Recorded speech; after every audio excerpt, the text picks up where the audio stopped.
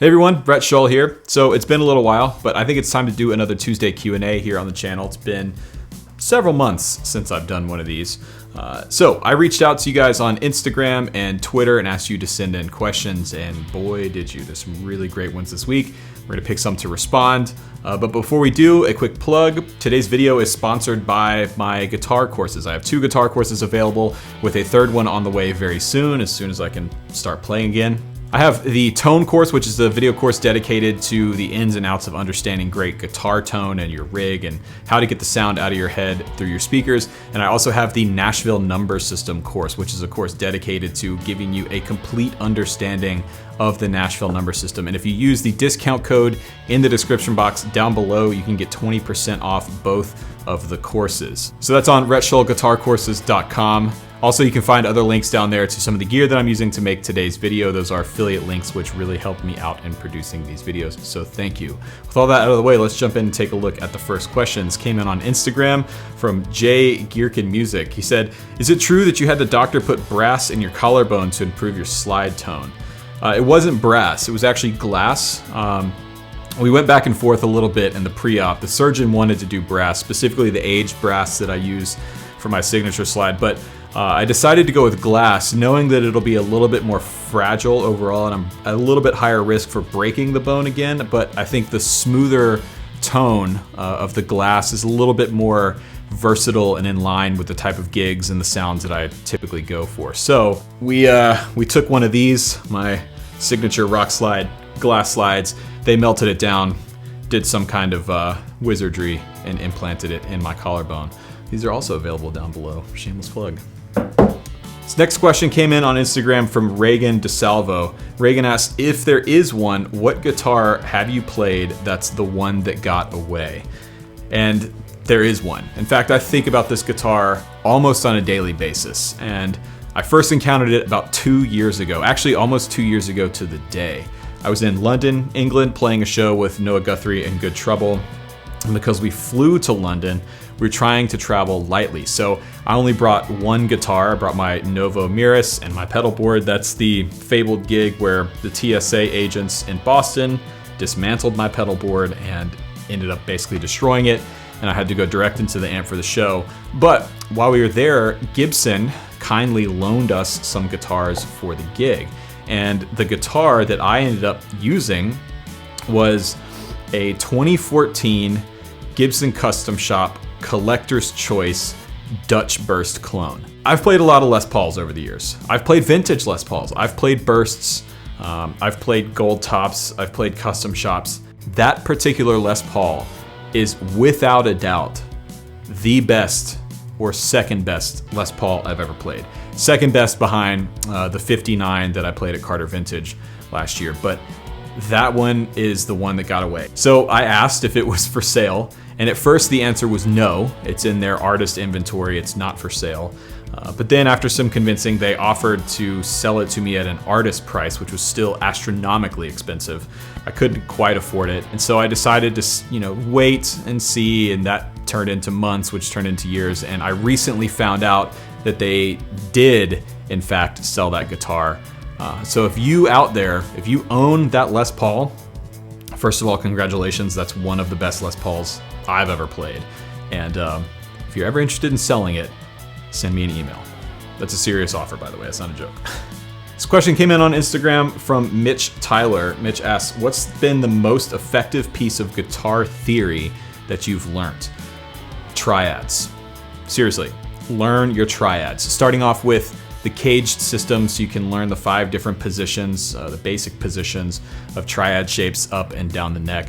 Learning your notes on the fretboard and learning your intervals on the fretboard. When you combine those 3 things together, it completely unlocks the neck. It completely unlocks the fretboard for you to build on top of and add more complex ideas and chord voicings and scale shapes on top. In fact, I think this is so important that this is the topic of the next video course that we're currently working on, that is on hiatus for the moment. But yeah, the next course is essentially on unlocking the fretboard and understanding the entire fretboard, and a huge part of that is understanding your triad shapes up and down the neck. This next question came in from Eli OSC on Instagram. Eli asks, what's your favorite plugin at the moment?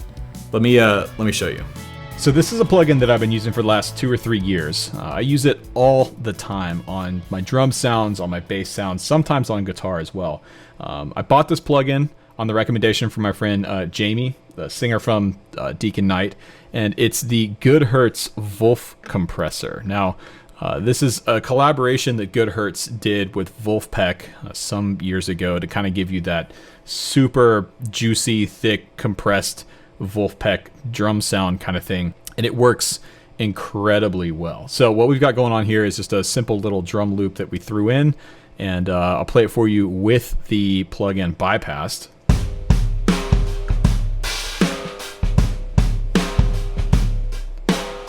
It sounds pretty good on its own, but when I throw in the Wolfpack compressor, we get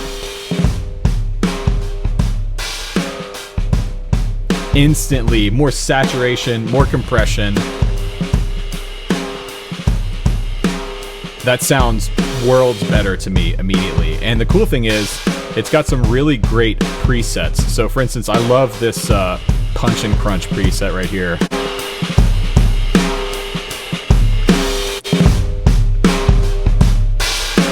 And you can go in and add more saturation, more compression, more of a mix. So yeah, for me, that's an absolutely essential plugin. I have it installed on this computer and my laptop. I use it on almost every single track that I make. I get a lot of questions about how I do my drum sounds, and this is a big part of it. This Goodhertz Wolf Comp plugin, it's literally my favorite plugin I've ever owned. All right, this question came in on Instagram from Ethan Sayax? I don't know. Ethan asks, why do you hate tube screamers?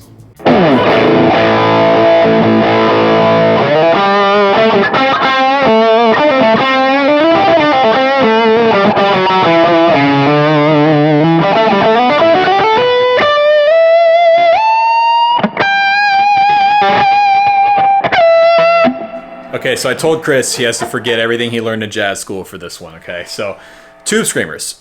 Let me start off by saying, hate is a strong word. I don't hate tube screamers, but in the proverbial echelon of overdrive pedals, tube screamers are by far my least favorite. And the reason is because what they do to the mid-range. Tube screamers are very mid-forward overdrive circuits. And typically, the type of amp sounds that I go for, whether it be in a modeler or one of my normal tube amps over here, are traditionally pretty mid-forward. The guitar is a mid-focused instrument. Electric guitar lives in the mid-range. And if you think about where the electric guitar sits in the context of a mix with a band on stage or in a record, the mid-range is a pretty crowded place. You've got the guitar, you've got the vocals, you've got the keyboards, for example. So it's really easy for a guitar sound to get too mid-heavy and a little too muddy.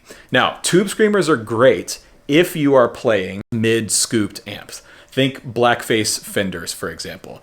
To me, that's the only situation that I would ever find myself wanting and relying on a tube screamer. And the reason it works well in that situation is because the amp, the blackface amp, is traditionally mid-scooped, meaning it doesn't have a lot of that mid-range. So when you're using the tube screamer, it's replacing the mid-range that the amp is lacking. But like I said, most of my amps that I use on a normal basis already have quite a bit of mid-range. So right now the pedal we're playing is the Modern Classic from Lawrence Petros. Now, I don't want you to think that I'm saying this pedal sucks. Lawrence is a friend who builds great pedals, and I think as tube screamers go, this is a really great one. But the tone we have dialed up here should kind of show you what we're talking about. So, Chris, bypass the pedal.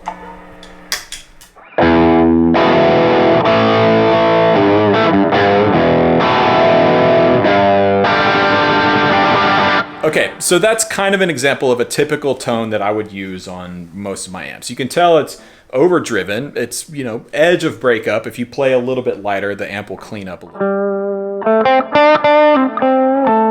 But you can tell there's already quite a bit of mid-range there. So when you kick on the tube screamer,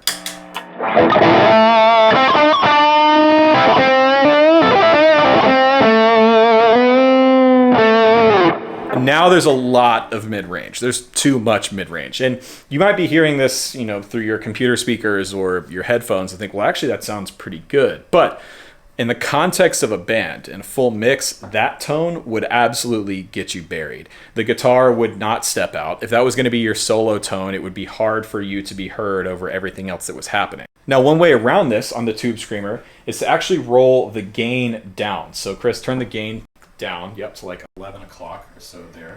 Now try that.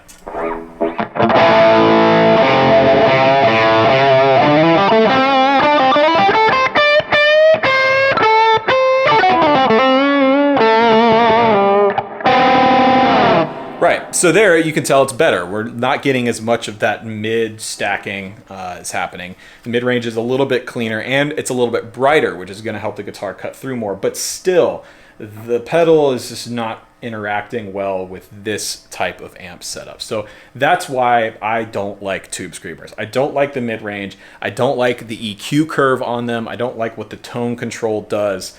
And so as a result, I just typically avoid them. I think as far as overdrives go, there are plenty of other options out there, like the Blues Breaker circuit, that I think is a far superior overdrive. And I realize saying that is probably going to piss some people off in the comments, but hey, just my opinion. All right, this question came in on Instagram from Alex Weeble Music. Alex asks, flatwounds on guitar, do you think there's any use to them in a career path like yours? So I actually have two guitars with flatwounds on them. One is my Mulecaster, the metal kind of Telecaster that people always ask about, that I use slide on all the time. That has flats, but it's currently not here. I'm letting my friend Michael Westbrook borrow it because he's filling in for me on the Noah Guthrie gig. Actually today, they're playing in Wisconsin today. But the second guitar that has flats of mine is this D'Angelico here. I got this earlier this year from D'Angelico. They sent this out for me to check out, and this has flatwounds on it. So if you're not familiar with flatwounds, if you think about a guitar string, specifically the wound strings, most of your typical electric or acoustic steel strings are wound with a round wire. It's kind of hard to say. And this leads to your typical kind of electric guitar sound. They tend to be a little brighter. You can bend on them a little easier. Flat wounds, however, are wound with a flat, almost like, think of it like a tape, if you will, sort of like a metal tape. And what this means is you get a string, a wound string that is perfectly smooth. You can kind of think of it as your unwound string, your high E and your high B, but all 6 strings. They kind of have that same feeling. As a result, the strings tend to have a little bit more tension. They don't bend as easier, and tonally, they're a little darker. They don't have as much top end attack and brightness as a round wound string, and they just have a different feel overall.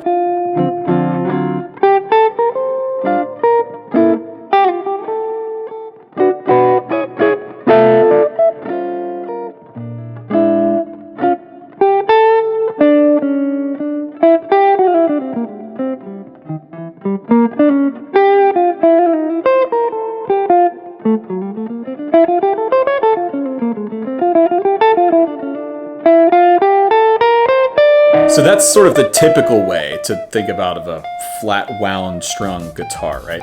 But for my style of playing, not being a jazzer, I like flats because they can give you a really nice sort of woody dark tone. I don't typically use them for playing solos because it's hard to bend on them, and I do a lot of bending in my playing. But for a guitar where you might be doing some really beautiful chord stuff, or a lower tuned guitar, flats can be really cool. So I would encourage you to try it out. If you have a guitar that you think might be a good candidate, go buy a set of flats. They're not much more expensive than your typical round wound strings, and throw them on, see how you like them. Also, if you're playing slide, if you have a slide guitar, flats are great for slide guitar playing. They're nice and smooth. They don't rust nearly as quickly as round wound strings do, so they last a lot longer.